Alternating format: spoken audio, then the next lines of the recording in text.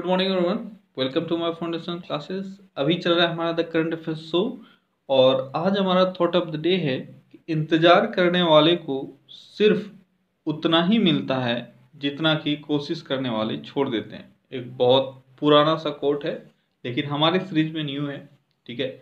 और आपको ये हमेशा दिमाग में रखना है कि आपको कोई भी चीज़ पाना है या सिर्फ लेना है।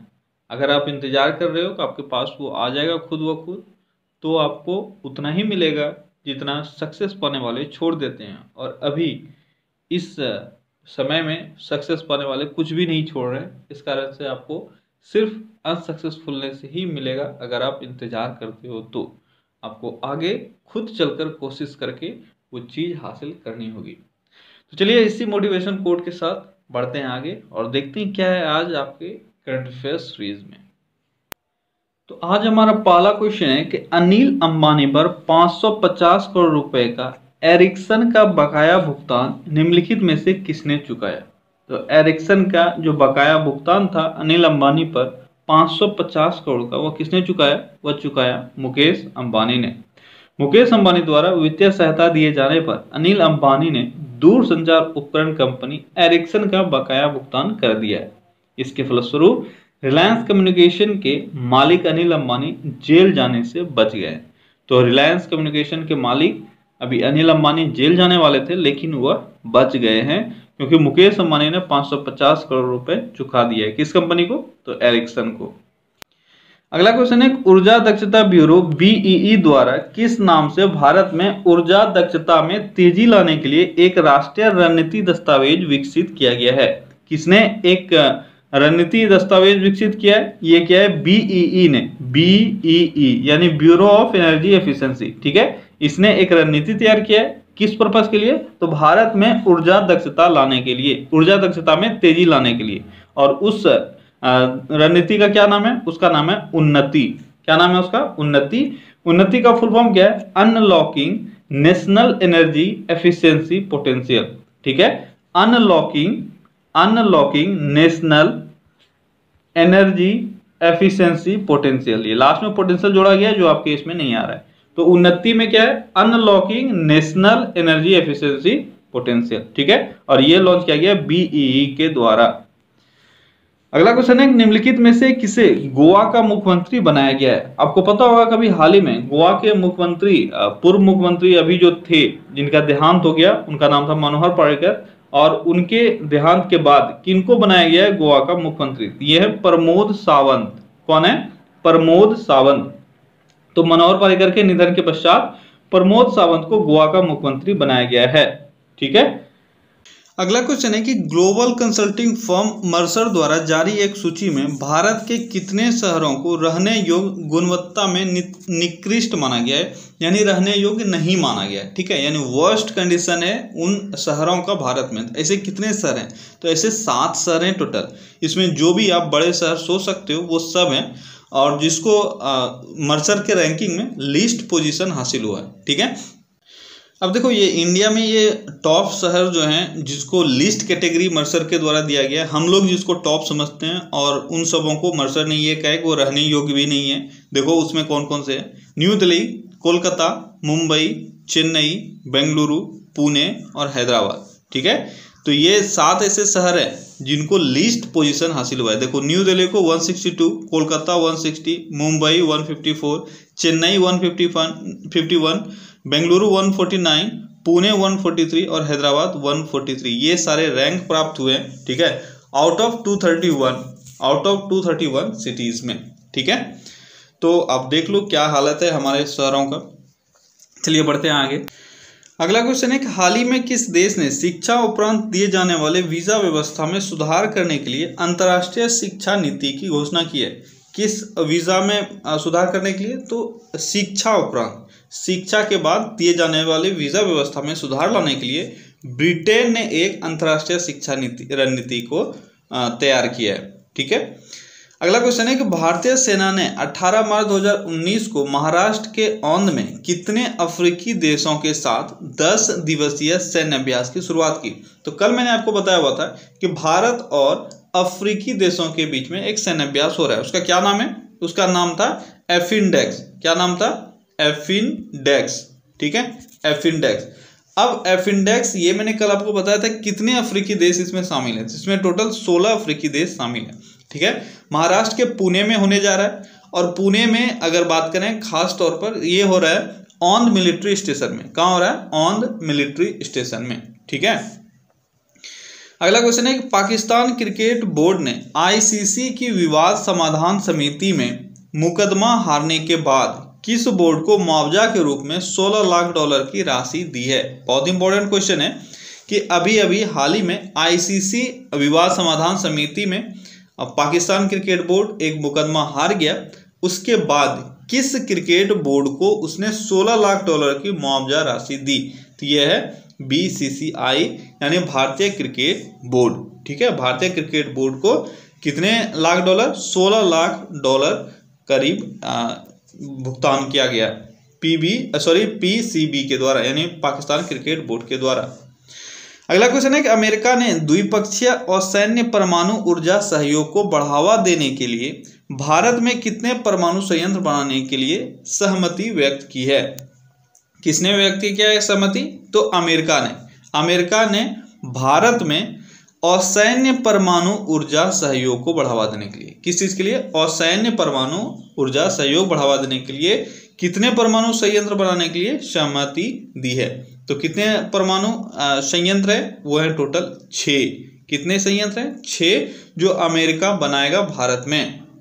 अगला क्वेश्चन है, हाल ही में राष्ट्रीय हरित अधिकरण ने केंद्रीय प्रदूषण नियंत्रण बोर्ड को किस प्रदूषण के समाधान हेतु एक्शन प्लान बनाने का निर्देश दिया है? यानी एनजीटी, ये राष्ट्रीय हरित अधिकरण है, एनजीटी नेशनल ग्रीन ट्रिब्यूनल ने केंद्रीय प्रदूषण नियंत्रण बोर्ड को एक सूचना जारी किया है, एक निर्देश दिया है कि इस पॉल्यूशन को लेकर वह समाधान हेतु एक्शन प्लान तैयार करे। किस पॉल्यूशन को लेकर? तो वह है ध्वनि पॉल्यूशन को लेकर। आप जानते हो इंडिया में बढ़ते टाइम के साथ साथ एयर पॉल्यूशन और साउंड पॉल्यूशन ये दोनों बहुत ही ज़्यादा बढ़ रहा है, ठीक है।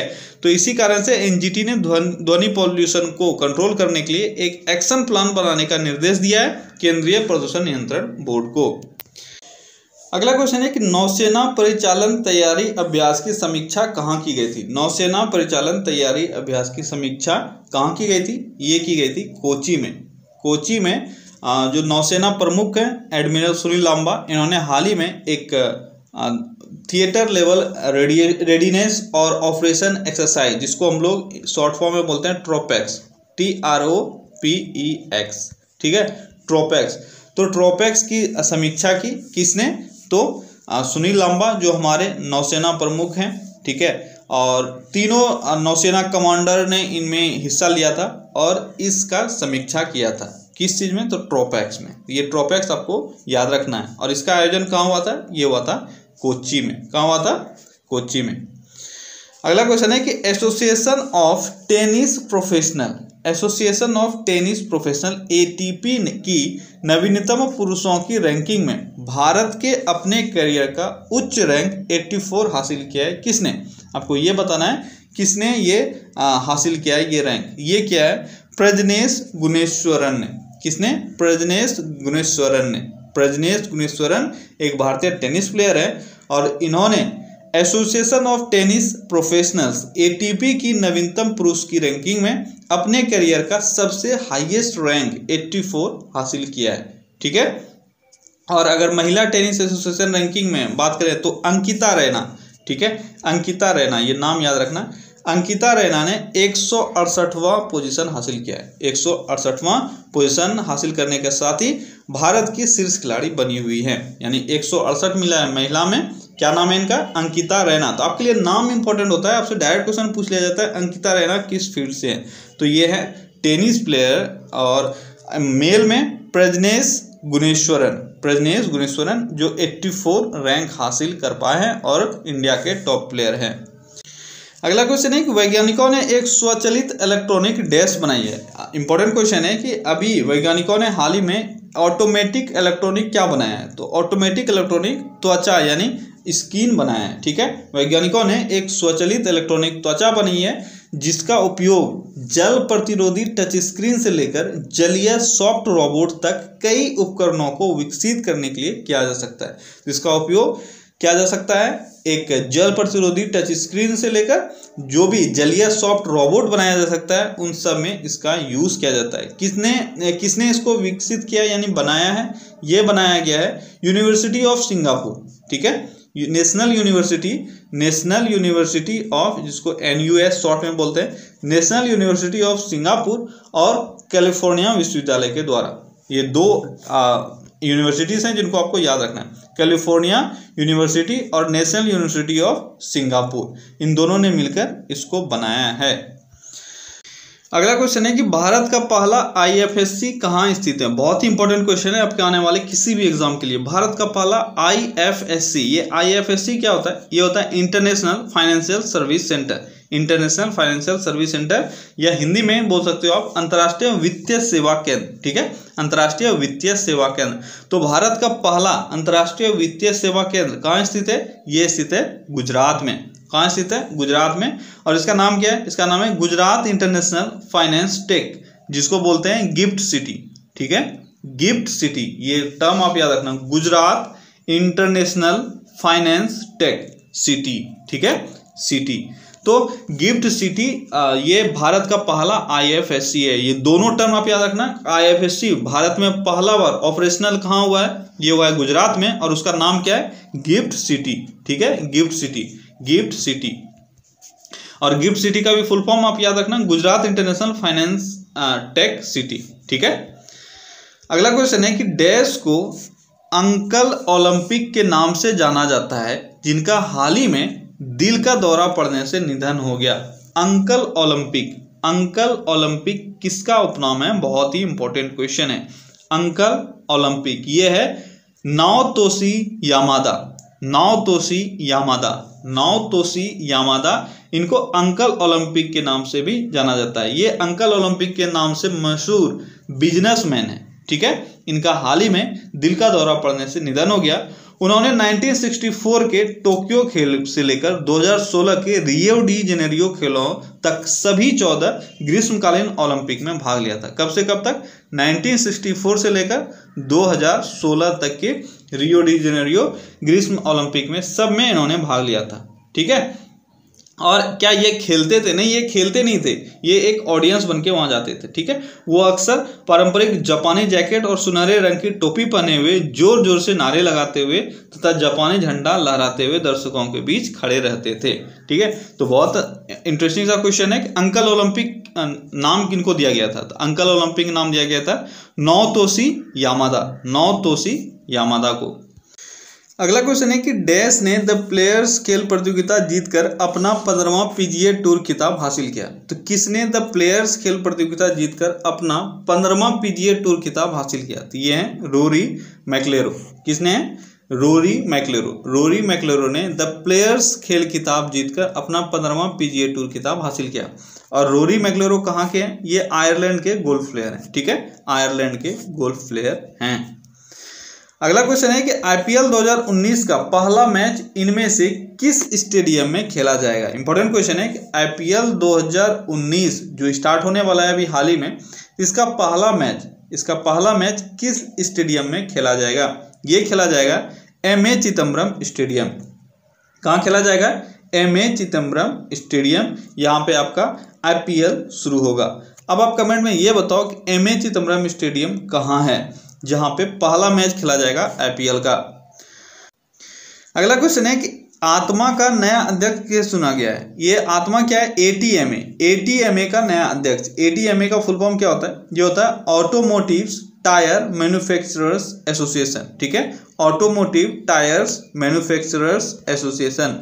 इसका नया अध्यक्ष किसे चुना गया है, इसका नया अध्यक्ष किसको चुना गया है, ये चुना गया है KM मेनन को। किसको चुना गया है, KM मेनन को।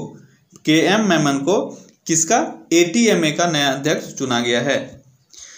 अगला क्वेश्चन है कि इनमें से कौन सा अमेरिकी राज्य रेस्टोरेंट में प्लास्टिक पर प्रतिबंध लगाने वाला सबसे पहला राज्य बना। यानी अमेरिका का एक राज्य जिसने रेस्टोरेंट में प्लास्टिक पर प्रतिबंध लगाया, यानी उस रेस्टोरेंट में अब प्लास्टिक यूज नहीं होगा, तो वह कौन सा राज्य है। तो कौन सा राज्य है वो राज्य है हवाई में रेस्टोरेंट में प्लास्टिक यूज पर बैन लग गया है। अगला क्वेश्चन है कि ओला और किस सरकार के बीच समझौता ज्ञापन पर हस्ताक्षर किए गए, यानी कौन से राज्य सरकार और ओला कंपनी के बीच एक समझौता हुआ है। तो ये हुआ है तेलंगाना के बीच। ठीक है, ओला और तेलंगाना सरकार के बीच जो एक मोबिलिटी है उसको बेहतर बनाने के लिए एक समझौता ज्ञापन पर हस्ताक्षर हुआ है। अगला क्वेश्चन और आज के क्वेश्चन का आखिरी क्वेश्चन है कि आई हेल्प पहल किस राज्य में शुरू की गई है। बहुत इंपॉर्टेंट क्वेश्चन। आई हेल्प पहल, आई हेल्प पहल ये किस राज्य में शुरू की गई है। ये किया गया है असम में। असम में डिजिटल चुनावी साक्षरता को बढ़ाने के लिए आई हेल्प आगामी लोकसभा चुनाव के मद्देनजर शुरू किया गया है। ठीक है, तो अब आपको यहां से ये समझ में आ गया आई हेल्प किससे संबंधित है। ये है आपके चुनाव से संबंधित, जो डिजिटली इसको साक्षरता को बढ़ाएगा चुनाव से रिलेटेड चीज़ों को। इसके लिए एक प्रोग्राम लॉन्च किया गया है जिसको नाम दिया गया आई हेल्प। ठीक है, तो ओके फ्रेंड्स, तो आज के सेशन बस इतना ही। चलिए कल फिर से मिलते हैं अगले सेशन में। Till then take care, bye bye.